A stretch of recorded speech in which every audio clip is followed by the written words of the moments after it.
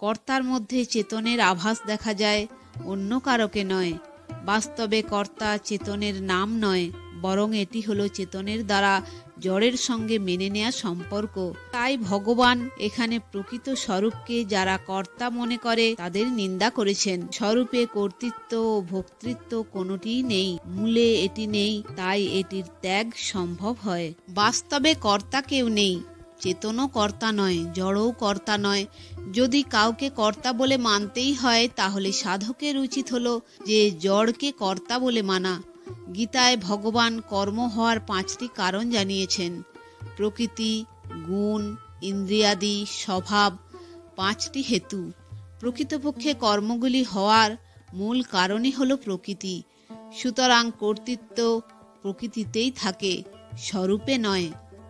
সাধক খাওয়া দাওয়া, শয়ন, জাগরণ ইত্যাদি লৌকিক ক্রিয়াকে